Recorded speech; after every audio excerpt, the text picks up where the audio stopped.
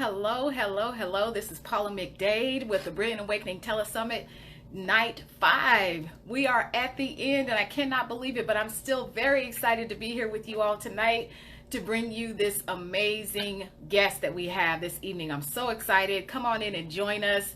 Get comfortable, get something to write with, or just be sure that you got your ears tuned in because you're going to want to hear this incredible information. Again, my name is Paula McDade. I am the creator of Brilliant Awakening TV, as well as the editor-in-chief of Brilliant Awakening magazine, and I'm super excited to be on with you guys tonight. Hey, Carla, welcome. So glad to have you. Excited to be here. I can't believe it's the last night. Oh my goodness. This week has flown by. We've had some amazing guests this week. We had Carla Chapman last night talking about managing self-care, and now Miss Ashanti is joining us, and I cannot wait to get her on camera. She is just has so much information that she is going to share with us tonight that's going to bring value. Hey, Miss Ashanti. How are you? I am fantastic. How are you? I'm doing well. You look fabulous. You sound great. The audio is perfect. And so I'm excited.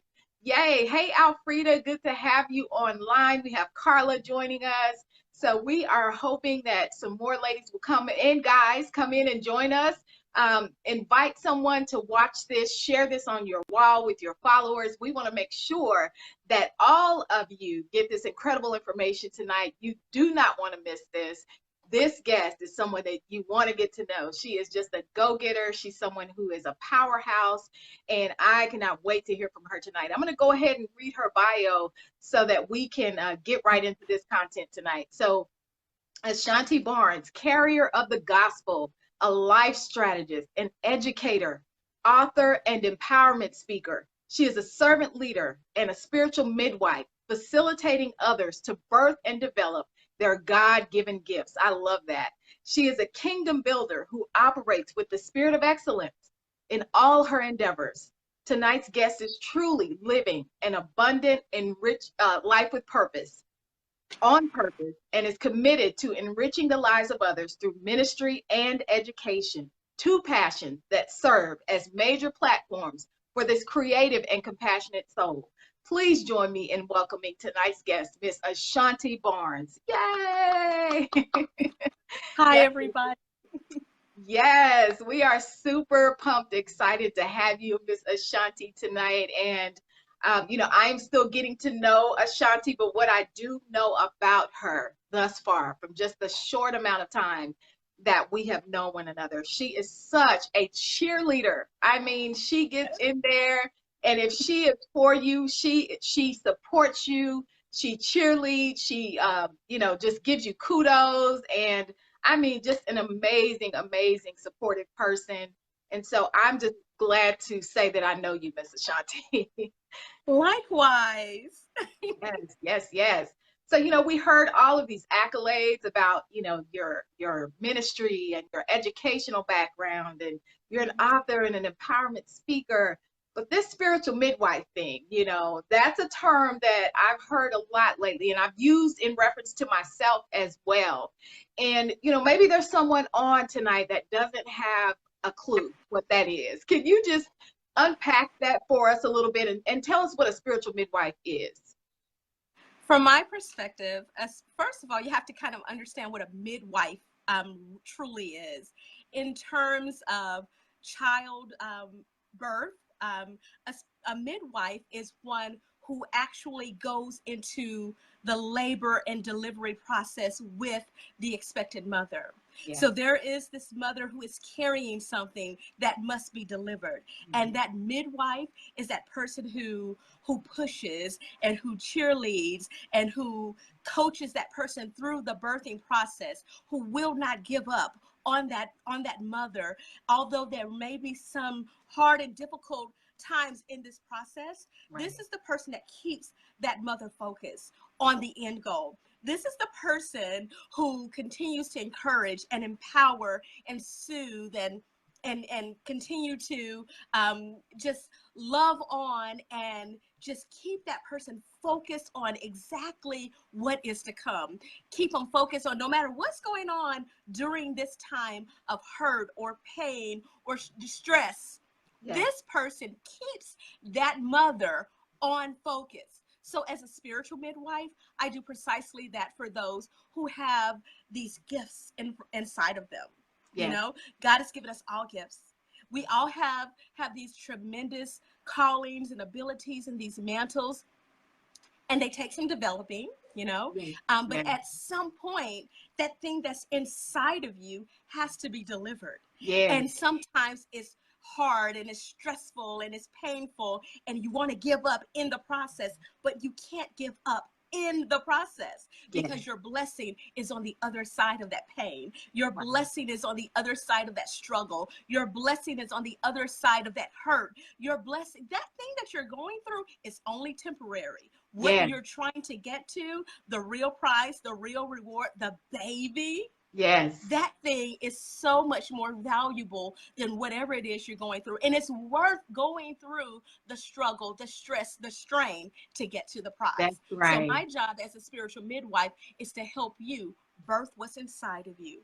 And I am so pleased that God has given me that mantle. Yes, it is so rewarding, and it takes a special type of person in that we have to be able to see that potential in someone and draw that out, you know, and speak to that thing. Part of a midwife's job is also to be verbally giving these words of command and encouragement and pushing, you know, so that when that mother hears those things, she is motivated to keep on going, you know. And so just even declaring and decreeing the things that we see in people that God wants to bring out. So I love that. I love that spiritual midwife. And I want to say welcome to all of you who joined us. I see Katrina is on here. Amanda, Mona, thank you so much for being here tonight. You are in for a treat. So let's go ahead and jump right into the content, because I know that you're here tonight to talk about building your success circle. And, you know, I'm almost thinking that I sort of misworded that title, because what I understand now about kingdom children like ourselves, like the women that are on this broadcast, is that often it's not us that is building the success circle. It's God bringing those individuals into our circle. So go ahead and talk about, you know, what that would look like for a woman who may be embarking on a ministry or a new career or a business and trying to really elevate herself beyond just, you know, the mundane, the mediocrity of maybe the old family and friends that she's used to being surrounded with. Okay, so there's this song. It's really, really old, okay? And I think it falls in the hip hop genre because the song is actually written by Fabulous, the rapper, but he has a collaboration with an R&B singer named Neo. And Neo sings the hook, and he sings these lyrics. He says, "I'm a movement by myself, but I'm a force when we're together. Wow. I'm good all by myself, but you make me better." Wow. Now, Neo was talking about a romantic love, you know, that kind of partnership, relationship between a man and a woman. But I see God in everything. And I believe that I could have those type of covenant, divine connections, those type of relationships with people that have like minds. I really do believe that iron sharpens iron.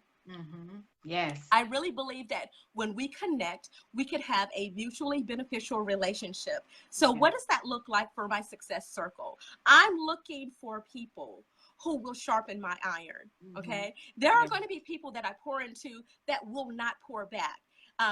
Everyone has their purpose. There are some people who need whatever it is that I give. But when I talk about my success circle, the people that are around me, my inner circle, those that encourage me, those that pour into me, those have to be the people that have a like-mindedness. I can't invite you into my success circle, my inner circle, my innermost space if we, you know, if there is any manner of competition, that has no room in a success circle. Any manner of comparisons, that has no room in a success circle. If we're looking at a success circle, all parties involved must have a collaborative spirit. Yes. We Yes. all must understand that when one person wins, we all win. Yes. We all must understand that there has to be a celebratory attitude. When that person wins, I'm next in line for my winning. And I Wow. can celebrate your success as if it were my own, because does not your Bible say that what happens, what you bring to the body is for the whole body? That's right. So when you are celebrated, I'm celebrating myself, Wow. because the word also says that our cups are filled to the overflow. Yes. Well, Yes. when you're overflowing, Overflowing. it's not just for you. Yes, you're the Yes. beneficiary of the blessing. You receive the blessing, but you're also the benefactor. You're Wow. also declared and decreed one who will also give out. And I Wow. know that God has a special blessing on the giver. Mm. So in a relationship, it should be, especially a success circle, it Yes. should be a give and take relationship. Yes. So there is this urban legend that I've been really kind of hanging my hat on for the last few years. There's a story about this anthropologist. She's from the West, perhaps in the United States, Mm-hmm. and she traveled to a country in Africa. Okay, and she's studying the social behavior of an indigenous tribe. Mm-hmm. So at one point, she decides that she's going to observe the behavior of children. I love children, and God has a special blessing on children. And she proposed a game. In fact, it was a race where she put a basket overflowing with just luscious fruit at the end, right under the shade tree. Mm-hmm. And she backed up and drew a line, and she told the children that they were going to initiate in a race, okay? And whomever got to the tree first could win the prize of that basket of fruit, okay? So this is why I love children. God has a special blessing on children.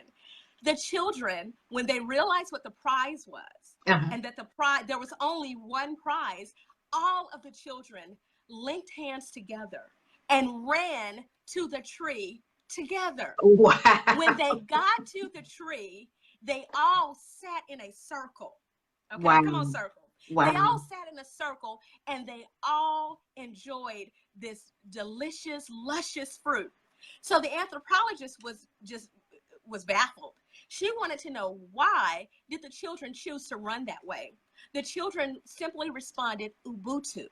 That simply means, how can I be happy if all others are not? So we Wow. have to have that type of spirit where you want someone else to win. Your success is dependent upon how you handle someone else's success. Yes. Yes. Amen. Yes. Amen. I love it. Yes. That is so wonderful. And God said that to me earlier this week about, the fact that I cheer for the people around me so hard. I'm always going hard for them. When I see them winning or getting a blessing of some kind or anything, I am just like, yes, yay. And I'm genuinely happy, not fake happy or pretending to be happy. I'm like genuinely overjoyed as if it was me. And God said, there's a reward for you because you Yeah. are so willing to get in there with your sisters and brothers and root for them and be happy for them and genuinely want the best for them. And I was like, really, God? Like, and he was like, yes, because that is accounted to you. Your rooting for them is accounted toward you. So it's Yes, just as if you receive exactly what they're getting. And I'm like, oh my God, absolutely. it's amazing. So that's a very important principle with regard to success circles. And what I know is that oftentimes people don't realize how to function within that type of relationship because they've never seen it modeled before. They've never That's seen right. they've never seen the people around them operate in that type of environment, so they don't quite know how that's supposed to work. So this is a really important topic that we're talking about tonight because, as you mentioned, that whole competition thing that has no place in a success circle. No None. place, none None. whatsoever. That And it's would a be distraction. right. Right. It's a distraction. Yes. And it's a task or a tactic of the enemy. The enemy wants you pitted against one another. So Wow. if you're focused on bickering and competing and comparing, you are taking your eyes off of your calling. You know, Wow. God has specific things for us to do.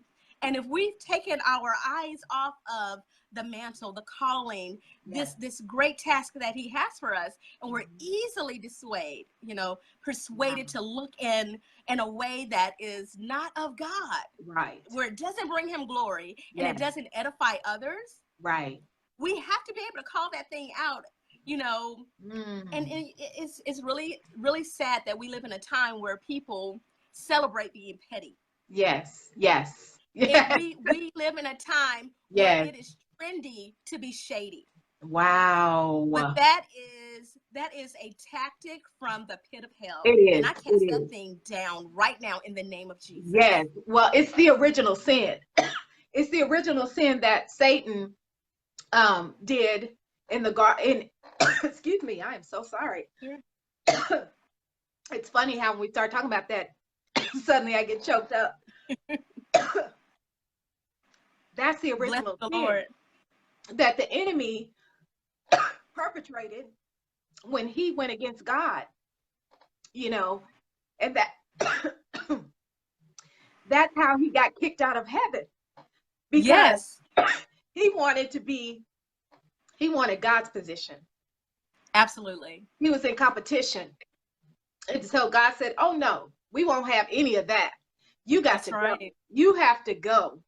And so what does that look like? What if you have someone within your success circle and suddenly you figure out that all along they've been secretly competing, and they've been secretly trying to undermine your success, and they've secretly maybe been even gossiping a little bit about you to try to minimize your achievements and your accomplishments? Are we supposed to just immediately eject them from our lives, or what does that look like for a believer? Because you see all these things of, oh, just get rid of them, just cut them off, just kick them out of your life. But how are we supposed to handle those things?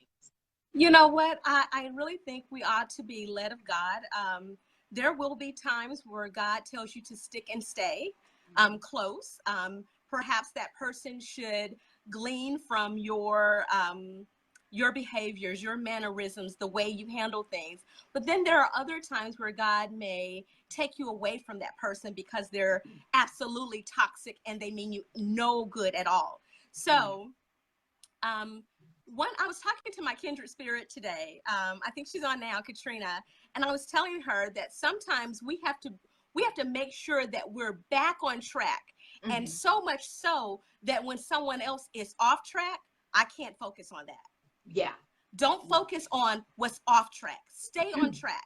And if something or someone else is off track, that's not my focus. I have to have tunnel vision. You have to complete what God has set out for you to complete. You have to do what is purpose for you. There are times where God is taking you away from these toxic and negative people that operate like a cancer. And sometimes we want to keep them around because we're so comfortable. Sometimes we even get comfortable in the dysfunction. Wow. But we have to know when God has closed a door, and once that door is closed, it is intended to remain closed. Yes. So for those that remain, those who are in your circle, we have to look at these two things. And there are a lot of buzzwords that are going around. And it's so interesting. They're just kind of being recycled. These words, I hear a lot of people saying empowerment, but I don't know if they really understand what empowerment is, because you need that empowerment in your success circle. I hear a lot of people talking about encouragement, and I'm not really sure if we know what it is. So much so that we're using these words over and over again because they're popular, because they're buzzwords, and because they're being overused and misused many times, they lose their power. They lose their value. Yes. So when people are saying empowerment, what does that mean? Well, power cannot die, but power can be transferred. So if we're in a success circle and we're empowering one another, we're transferring power one to another. What does that mean? If I'm giving you power, I'm giving you help. Wow. You Okay. need something from me. Empowerment doesn't mean that I just speak a word to you or speak a word Yes. over your life. Empowerment means wherever you need me to serve you, I will Yes. give you help. Mm-hmm. Yeah. So encouragement is likened to that. Encouragement means that I transfer courage. What does Yes. that mean? When I transfer courage, that means I'm giving you hope. Yes. So there will be times where I need to speak a word over your life. That's Yes. encouragement. You Yes. know, there are times when God doesn't tell you to touch a thing because he may be doing something in that person. For instance, I'm fascinated with butterflies. Okay, Paula, did you know that there are some people who have seen a butterfly that is trying to emerge from the cocoon? Okay, and every once in a while, they see the struggle of the butterfly and they try to cut the cocoon to free the butterfly. That's Yes. a problem. That's Yes. a problem because sometimes your struggle is exactly what you need to be strengthened. Okay? Yes. So, yes, you do need encouragement, and yes, you do need empowerment, but you have to be led of God how he wants you to operate in that person's life in that season. Yes. So, um, what does that do? When a person cuts open the cocoon, that means that the butterfly now does not have the strength in his wings to fly. That's So right. sometimes you can get ahead of God and do things that you have not been called to do, thinking that Mm. you're helping and you're actually hurting. Wow. Yes. Yes. So we want to make sure that we're led of God in all situations. We Yes. need to consult God for every single thing that Yes. we're doing. And Yes. even if that's helping, because sometimes you can do more harm than Doing good, good. Yeah. even when you're thinking that you're helping. Does that make sense? Absolutely. Oh, it makes perfect sense. I've lived this. I've lived exactly what you're saying. I've had situations where I wanted so badly to reach out and, offer my hands-on assistance to someone, but I knew that God was dealing with them. And he said, absolutely not, hands off. And so I couldn't, do the thing that I wanted to do. But then I had peace because I was like, God, if you're saying don't touch it, that means that you've got this and you don't need my help at this time. And if and when you do, Or not in that way. yeah, or not in that way. And so I've had to be obedient to the Spirit of God and follow his lead on that. So I know exactly what you're saying. And yes, it does make total sense. Katrina said it's called enabling someone. And by enabling, we disable. Yes, yes, You can absolutely. truly hurt someone if you're operating out of turn. Wow. You Wow. can truly hurt someone Yeah, and there's a lot unintentionally. of excuse me, I'm sorry, what were you saying? Unintentionally, of course. Sometimes we really think we're doing a good thing, but if we're operating out of order, it's not to their benefit, but rather their detriment, Sure, sure. And in and and in that the body of causes Christ. harm to the success circle. Yes, absolutely. And we don't want to cause harm. And there's a lot of enabling in the body of Christ because we think that it's Christ-like to, you know, do all of these helping activities when sometimes you need to just stop trying to be the Holy Spirit Junior in someone's life and let the real Holy Spirit take over. Let me tell you what's happened. I know that God has called me to be a servant. I'm a servant leader, and God uses me to help people. But what ends up happening is because I know that God, he uses me, he works through me. I am a conduit of power. I transfer that power one to another, Yes. and I channel God's gifts, and I channel all of these blessings. He uses me in that manner. It feels amazing. So Yes. sometimes I get excited and I get ahead of God. Mm. And he has to chastise me and he has to pop me because sometimes I just get outside of his will. It's a good thing, good intentions, Right. but it's not helping that person. Sure. And then I get frustrated because I'm thinking, well, why aren't they giving it back to me? Yes. you Yes. know so Yes.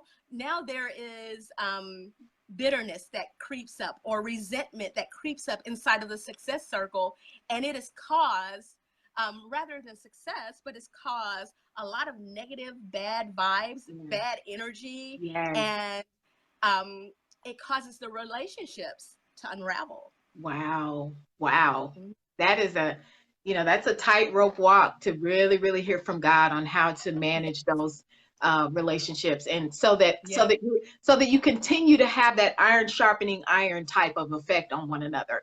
And so that you don't diminish the, that in your relationship. So, wow, that's amazing. So if you had to, looking over your life, over the, span of your ministry and your time serving others and being the servant leader that you are, give me a time when you saw God use someone within your success circle in a significant way to bring you to a new level, a new dimension in your vocation or in your ministry or in your calling. Okay, great question. Thank you for asking that. They're my best friend. He really pours into me. He really sows good seed into good ground. So I started out as a kindergarten teacher in my profession. Wow. And as a kindergarten teacher, I loved everything I did, and I did it in a big way. I loved my kids, and it was amazing, absolutely amazing. And I said, I am going to start and end my career in this classroom, in this grade, in this school, okay? And he said, Ashanti, at what point are you going to realize that if you're that effective with 20 kids each year, that you can spread that impact and be more effective with more kids? So at what point are you going to become spread those gifts where more students can receive what it is that you bring to the education field? How can you share that passion? How can you spark that curiosity in children and have them to be innovative and just have a, just this longing for lifelong learning? And from there, I decided, okay, well, I will continue my education. And I started working on administration courses. And I eventually got my licensure to become a principal where I could impact an entire school. I started taking leadership classes and cohorts where I could become effective in curriculum and instruction and professional development. And I eventually started joining organizations where I was impacting the entire state of Mississippi. Wow. I even went on to leaving just that one grade level to becoming an interventionist where I touched the entire school, every grade level, every student in the entire school. So you must have someone in your life who sees the potential, who sees the, that greatness inside of you and will not allow you to kind of rest and make a home in your comfort zone. That's right. Actually, it's so interesting. One of my favorite people in the world, he has joined this broadcast. He's actually my academic advisor from Jackson State University. Wow. My undergrad, he joined the broadcast, and I still tell people that he is my academic advisor because he continued to sow into me. He continued to encourage me and empower me. There were times where I would have these amazing presentations, and I know I killed it. And he will look me in my face and say, well, you didn't get 100 for that. And I'm thinking, why not? Because I rocked it and I was the best one here. He was like, but you weren't the best. You can be. I know you have more. So he challenged me, although I was better than everyone in that room, and it wasn't a comparison thing, but I know I brought it. But because he knew me, he said, you weren't your best self, so I can't give you full credit. It doesn't matter if you came across as having the best presentation. You weren't your best self. So you have to have people in your life who will not allow you to number one, rest in your comfort zone, and in those valley moments, those valley experiences, they will not allow you to have pity parties so that you can't continue to press forward and move ahead. I love it. Love it, love it, love it. That is awesome. That's exactly what I was trying to draw out. I wanted, our listeners and our viewers to really hear an example of what does that look like in operation when you have someone in your success circle and they know you backwards and forwards and they know what excellence looks like inside of you and they draw that out and they call you on certain things to pull you out of your comfort zone. I love it. Wow, amazing. Absolutely. Hey there, Lisa. We see you. Hi, how are you? So listen, guys, we have a couple more minutes on the broadcast, so I don't want to leave. If you guys have questions, if you have something that's burning that you want to ask Ashanti, this is the time to say that because she's here with us tonight. This is the last night of the Brilliant Awakening broadcast, and I don't want to miss this opportunity. So if you have any questions about Success Circle and what does that look like in operation and the principles behind it, or you have a specific question about your situation, this would be the time to put your question there in the comments so that we can have Ashanti to answer that question. So again, thank you guys so much. Gwen, I see that you joined us. Coach Gigi, looks like you've been here the whole time and we really appreciate you for being on tonight. So any questions, guys, before we get off the air? I just want to say thank you to everyone who has supported this week's Telesummit. It has been amazing. We've had some, excuse me, awesome guests. We've had some awesome topics. We've had plenty of back and forth and just conversation that has been so valuable. And I'm just thankful. Thank God for this opportunity. Thank him for the ideas. Thank him for those who have come on and supported this effort. It has just really been amazing. So guys, if there are no questions tonight, we're going to go ahead and sign off. I want to let you know that you can reach Miss Ashanti Ashanti, give us your contact information. Okay, so I'm on Facebook, Instagram, Twitter, Pinterest, WordPress, and YouTube as Ashanti Barnes. Yeah, so we're all over the place. Yes, absolutely. So we're all over the place. And I will also drop all of my links in the comments after this broadcast has been published on Facebook, so you can have direct links. But there is, if there are no questions, I did want to leave 4 quick tips to building your success circle. There are super skills that every success circle must have in order to be effective for every member that is involved inside of that success circle. The first thing that you must have is communication. Right? So you wanted to share our thoughts, our questions, ideas, and solutions. Communication. The second thing you need to have a success circle is collaboration. That means we work together to reach a common goal. We put the talents and the expertise to work immediately and consistently. The third thing we need is creative thinking, okay? We need to try new approaches, all right? Try new things, be open to new ways of doing things. And finally, critical thinking, which would be that problem solving. You need some people to kind of run some things by, and kind of come up with problems to those solutions. So there are 4 things that you must have in order to lock down your success circle. That's communication, collaboration, creative thinking, and critical thinking. And you shall have your success circle. Awesome. Awesome. Thank you. That was a great way to end the broadcast, Ashanti. We sure appreciate you. Thank you for being on tonight. And listen, if you want to stay connected with Brilliant Awakening, you can find us, of course, here on this page, but we also have a presence on YouTube, Brilliant Awakening TV, and you can go on and subscribe there, keep up with all of our videos and broadcasts, as well as our magazine page, which is brilliantawakeningmag.com. Make sure that you subscribe to the magazine, subscribe to the page so you can get updates and news. I'm Paula McDade, your host for Brilliant Awakening Telesummit, and we are so glad you joined us this week. Thank you for your support. God bless you, and have a wonderful weekend. Bye-bye.